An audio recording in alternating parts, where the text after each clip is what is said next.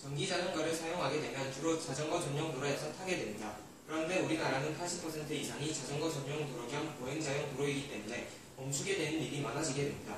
이에 따라 정지 시 안정성이 있도록 2륜보다는 3륜을 사용한 전기자전거를 구상하게 되었습니다. 3륜의 경우 전륜이나 후륜 중 하나가 외륜이 되는데 조사한 바에 의하면 앞바퀴가 외륜이 되는 경우에는 직진성이 좋지만 조향성과 제동 성능이 좋지 않습니다.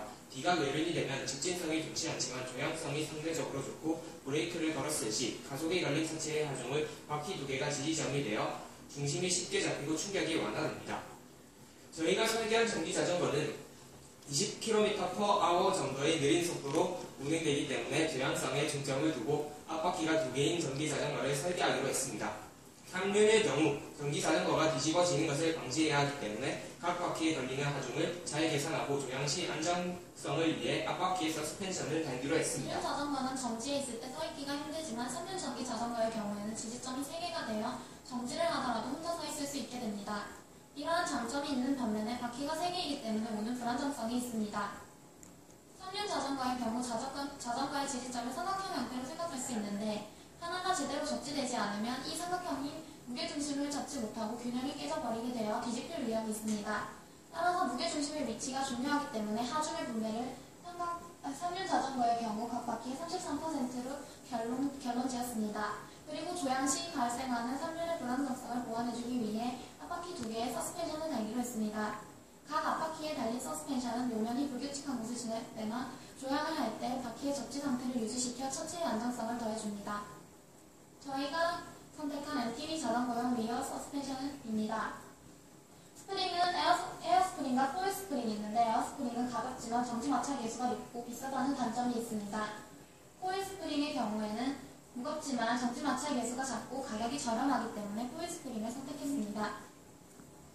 길이는 130mm이며 최대 340kg의 하중까지 견딜 수 있습니다. 동력 전달의 부품으로는 체인과 보호벨트가 사용될 수 있습니다.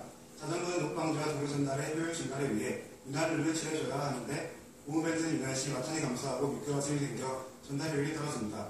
또한 비오는 날에 자전거를 사용하게 될 수 있는데 보호벨트는 수분이 입게 되면 효율이 떨어져 동력을 전달하는 방식으로는 한계가 있습니다.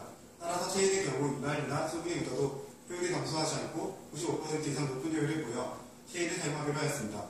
하지만 체인의 경우 300W 이상 전력에서는 소음이 생기고 500W 이상에서는 크랙이 생길 수 있습니다. 그렇기에 체인에도 무리가 가지 않고 소음을 줄이기 위하여 250W의 모터를 사용하였습니다. 동력 전달 방법으로는 크게 파스 방식과 스로틀 방식이 있습니다. 파스 방식의 장점은 일반 자전거 형태와 유사하고 가속할 가능성이 적고 주행거리가 길고 배터리 방전식 인력 운행이 용이하다는 장점이 있습니다. 스로틀 방식은 힘들이지 않고 운행이 가능하고 시장성이 높지만 국내 도로에서 정지 및 정속 상태의 경우가 많기 때문에 저속에서 불안정한 스로틀 방식을 사용하는 것은 불리하다고 판단했습니다. 3륜 자전거의 특성상 조향할 때 불안정할 수 있는데 스로틀 방식을 이용하는 것보다 사람의 힘을 이용하여 속도는 느리지만 안정성을 확보할 수 있는 파스트 방식을 택했습니다.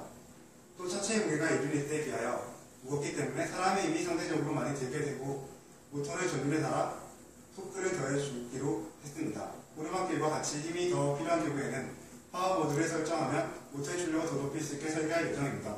모터의 강은 36V 250W의 BLDC 모터를 사용했습니다. 우리나라 현행법상 탈 것의 출력이 250W를 넘어서면 원동기로 분류됩니다.